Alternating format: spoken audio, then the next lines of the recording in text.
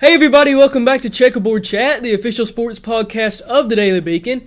As always, I'm Tyler Wombles, and that's to Michael Cole. We're back here bringing you more Tennessee athletics news, updates, discussions, whatever we feel like conversing about. You changed it up today. Just a little bit, you got to keep it going, keep that flow going.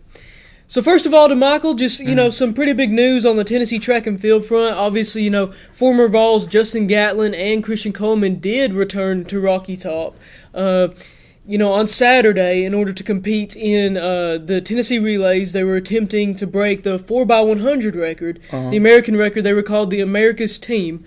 And so just starting off with that, DeMichael, just what happened with them, fill us in what happened with them, and just what is some of your takeaways from that? Well, they didn't get the record, obviously, but they did, I believe it was the best time this year in the world. So there's that. And, people were excited to see Gatlin and Coleman both here on the same track on Tennessee's campus at once. And, that was fun to see. I heard the vibe and the excitement on the track was amazing. So, yeah. Yeah, for sure. And, I know a lot of Tennessee fans are probably excited to see them come back. Those are two, very arguably Tennessee's two most accomplished runners in, school history. Obviously Christian Coleman, a little while ago, it was just, a little while ago that he really made headlines. Even Butch Jones was tweeting at him back in the good old days. Yeah. And just, wanted to get him in some football cleats. But, and there was even a track and field athlete, DeMichael, that played in that LSU football game, too. I think Mark Elion was his name. Yeah, he had a sweep. Actually, he had a sweep in that game, and I remember everyone in the press box freaking out like, "Who's this guy? Who's this guy?" It's like, yeah, he ran track. Yep. That was he's gonna play this year too. For sure. Yeah. You never know. As far as we know, he could be the starting quarterback. Yeah. Who knows with this team? Who knows? We have but we'll see how that goes. But yeah, for sure. I think a lot of Tennessee fans probably were excited to see them come back. Obviously, and we were just talking about that. With some track and field players double dipping. Right. I'm trying to think. The only other track and field athlete that I know of right now that's on a team is Maya Neal, who plays soccer. But used to that would be a thing with Willie Gault, a former Tennessee player who was a track star and so wide receiver. So but that's what we got to say about that. So just moving on a little bit here. Obviously, the WNBA draft was, several days ago. Diamond DeShields, Jamie Nard, and Mercedes Russell were all drafted in that draft. Diamond DeShields went with the number 3 overall pick. She's a player that did not compete for the Lady Vols this season. She was in Turkey, actually, competing for a professional team over there. She foregoed her final season at Tennessee. So just DeMichael, first of all, talking about Diamond DeShields a little bit, just what do you remember about her playing time at Tennessee, and what do you think she could bring to an NBA team, a WNBA team, I'm sorry. An NBA team too, you can go with that, but to a WNBA team. Diamond's a very intriguing player, and a lot of people believe in, it's true, she probably would have been the number 1 pick last year. So, she went overseas, and, there was some controversy with, what happened last year with her trying to get in the draft and so forth. But, so this year, number 3 pick, which, that's not too shabby. But, she's a very good player. Diamond, she was very versatile while she was here. I think at her first year in North Carolina, that's where she showed that scoring ability that she has, and then she came to Tennessee. She showed that she can rebound the ball well, and she could do a lot more things too to affect the game. So I think that was the big thing that got her into this top 5 territory pick. And Diamond had a good career here. Maybe not a great career, because they didn't get over the top, and for several reasons, but yeah. For sure, and then, moving on from that, obviously Jamie Nard was that second Tennessee player to be picked. She was picked, actually the first pick in the second round by Phoenix. Just, obviously DeMichael, she was a player this season that was, really strong for the Lady Vols, showed a lot of leadership. She did a lot in that way. So, just DeMichael, what did you see from her, and, what do you think she could bring to the WNBA ranks as well? It'll be interesting to see how what kind of role she has. I think the better the players she has around her, the better the player she is, simply for the way she plays the game. But I can see her, I guess you say, a minimal role probably at the start. For sure. Coming off the bench for a team, and eventually, just carving her way out into some starter minutes. But I think for Diamond, she's probably, of the three, she's probably the only one that you can say that's probably most likely going to be starting next year. Yeah. Mm-hmm. And I think, talking about Jamie Nard, she's a player that can do a lot for you on the floor. Yeah. I mean, she could really play multiple positions for, that Phoenix team. She's a player that can hit the three, but but she played at the 4 at Tennessee, was a forward, in that position. Yeah. She's a bigger body, she's not very stocky, but she is tall. She's a player that can definitely get in there and mix it up. She has a jump shot. Like I said, she can hit threes. I think she was second on the team in rebounding. So I think, like you said, she may be sort of in that back line right now, getting into that league, was obviously the first overall pick in the second round. But, I think there's a lot of potential for development there. I think that's a player that, a team would be happy to get in order to, almost develop her in her role. She might could play guard at that level. She could play forward, probably play just about, any from the 2 to the 4 position at that level. She'd probably be more of a 3 to a 4. But yeah, I think she's a player that for Tennessee, obviously, played a lot of minutes on the court, was a leader, was one of their leading scorers. So that'll be interesting to see how she fits in the WNBA and how she fits into that role. And then finally, DeMichael, I think, Mercedes Russell, she's a pretty intriguing player. Oh, yeah. She's actually headed to the Big Apple. She was drafted by the New York Liberty. Obviously, 6'6" frame, very tall player, led Tennessee in rebounding, was a dynamic scorer as well, mainly, in the post. So just to, Michael, break that down a little bit for me. What do you see out of her, and how do you think she fits into that WNBA life as she transitions now? I see her coming off the bench as well. But, I mean, the sky's the limit more so for Russell. I mean, you mentioned her size. Her size is just sheer off size. She can become whatever she wants to become. And, there were times at Tennessee where you saw maybe she was playing down to her opponent's size. Yeah. But then there were times where you would see her, physically dominate smaller players. So it's just, and I think that played a role. She was projected to go higher in the draft. She kind of fell. She did, yeah. In the draft. I think a lot of drafts had her going before Nard. Yeah, exactly, yeah. And she fell in the draft board, so obviously you want to know, what did teams see that made her drop so far. So there's something in there, but you can't knock the production, like you said. I mean, was a great rebounder here, and she was always one of the top, leading scorers on the team, and she was reliable. So I mean, that's all you can ask for pretty much when you're looking to draft a player, and now you're trying to see how much of that can translate when you're playing pretty much top talent every night. Yeah, exactly. And I think, the thing to talk about with Mercedes Russell begins and ends with her height. I mean, it's always been that, you don't see a lot of 6'6" centers, in women's college basketball. And when they're there, they typically dominate the game as she did. But I think one thing that probably went through these WNBA analysts' mind before she was drafted, and then maybe into the coaches' minds now, is how she performed, like you said, maybe played down to some smaller players, and then how she performed against players of her own size. Obviously, we know that Aja Wilson got the better matchup, when they played her in the SEC tournament. But then, when they played Oregon State in the NCAA tournament in the second round, a game that the Lady Vols lost, which was actually the first tournament loss on their home court ever. They had two players that were very close to her height. I think just an inch off. I think one was 6'5", one was 6'7". I think the 6'7" one didn't play as much, but she didn't perform as well in those games. She didn't shoot the ball as much. She didn't hit as many shots. And I don't know if that was more due to just the team she was facing, if that was the situation. Maybe it was a mental thing that had nothing to do with what was going on with the other centers.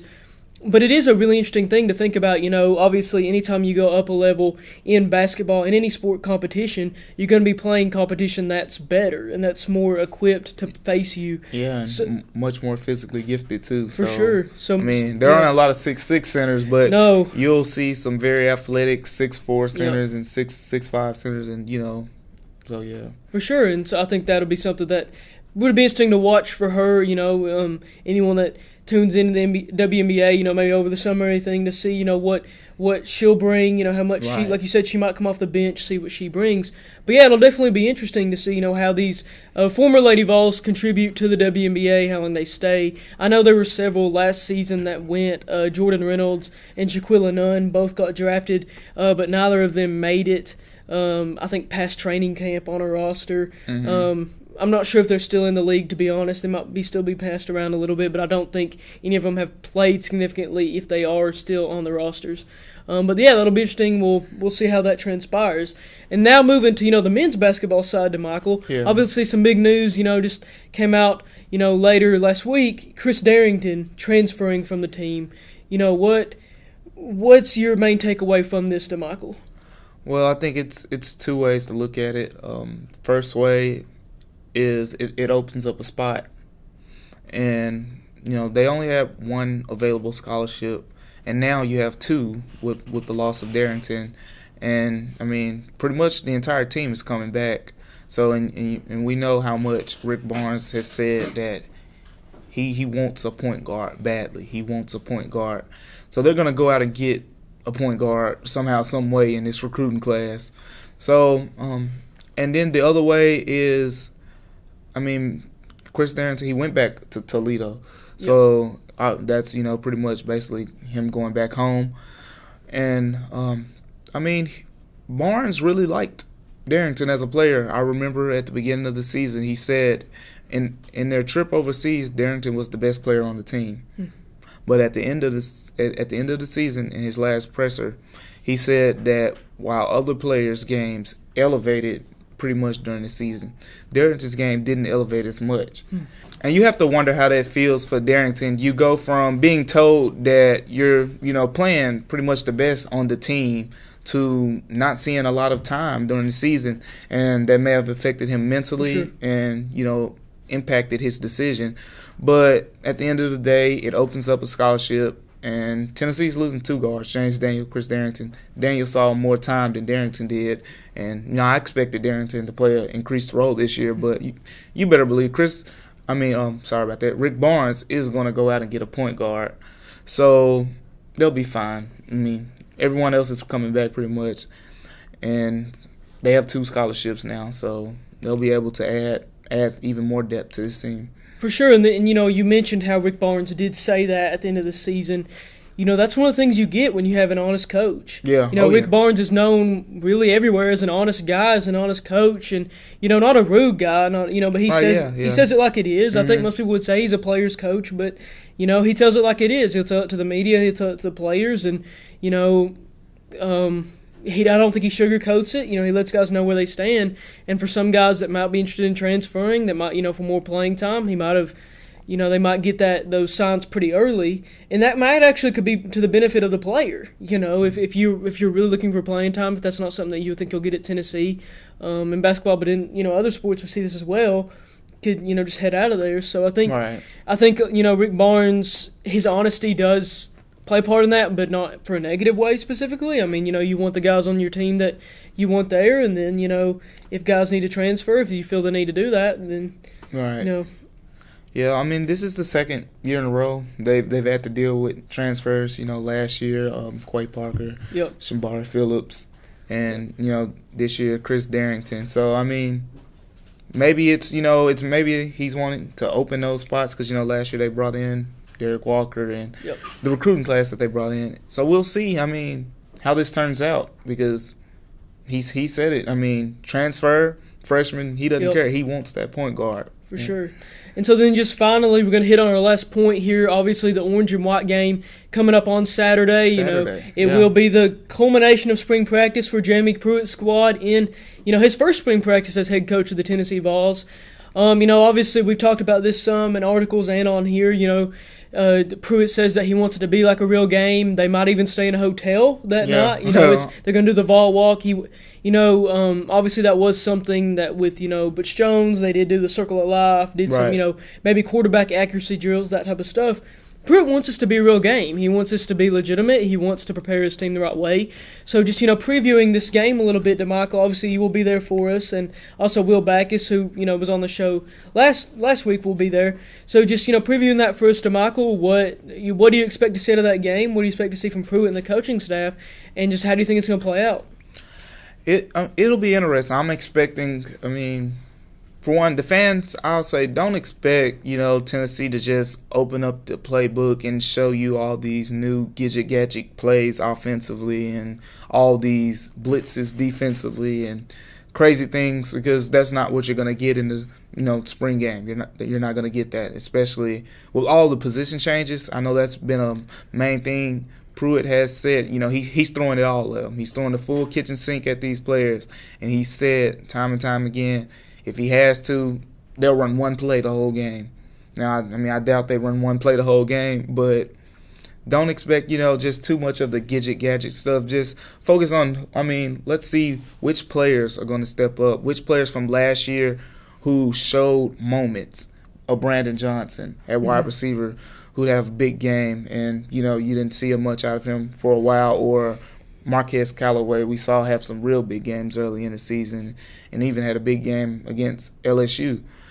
And, defensively, a guy, I don't know if he'll play or not, Darren Kirkland, but, they say he should be back. Yeah. And, so, I doubt it, I guess, because they're protective. So, sure. But not even Kirkland, Daniel Batuli. Sure. What will his progression be like now that he's pretty much insured of a starting role? Corte Sapp. Oh yeah. He's put on weight, and he's still putting on weight, and he's moved inside. Yeah. How will he fare? So it's more about those players last year where you saw the glimpses. How will they take that jump? That's what I'm looking forward to the most. I know a lot of people want to see the freshmen and see how they play, want to see the quarterbacks, but I think that this team will go as far as those players that make those jumps from being contributors last year to being the stars on this team. For sure. And DeMichael, real quick before we go, I know obviously you did just sort of talk about those veterans. Yeah. But in Clemson's spring game, we did see Trevor Lawrence, who's a highly rated quarterback prospect, play well in that game. He threw a touchdown to a guy that a lot of Tennessee people don't, take too fondly of. Exactly. Yep. But going in that, bringing that style here. Yeah.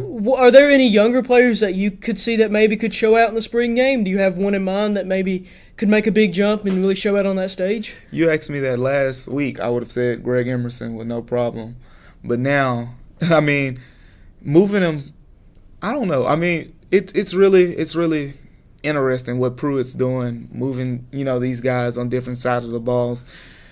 One side of you wants to think, it's just, a need thing. You're just trying to get some depth on the offensive line for a practice. And then the other side is like, out of all the defensive linemen, why would you move your highly rated, 4-star defensive tackle who many expect to be a freshman contributor on this team?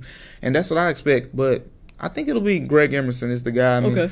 Alontae Taylor, he's another one to watch. I think he'll be, explosive and see them trying to get the ball in his hands. But Greg Emerson is the one guy. He's the guy that the defensive line we saw last year wasn't a strong suit. It wasn't a strong suit up front, and you lose McKenzie, you lose Kendall Vickers. So now you're just reloading. Mm-hmm. So Greg Emerson has a good shot to stamp his role on this team, and I believe he'll get some opportunities. So he's the guy that I think can make that impact. For sure.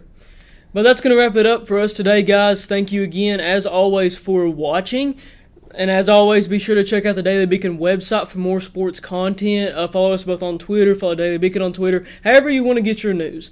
Thanks for watching. This is Tyler Wombles. That's DeMichael Cole. We'll be back next week bringing you more Tennessee athletics news, updates, and whatever we want to talk about on Checkerboard Chat.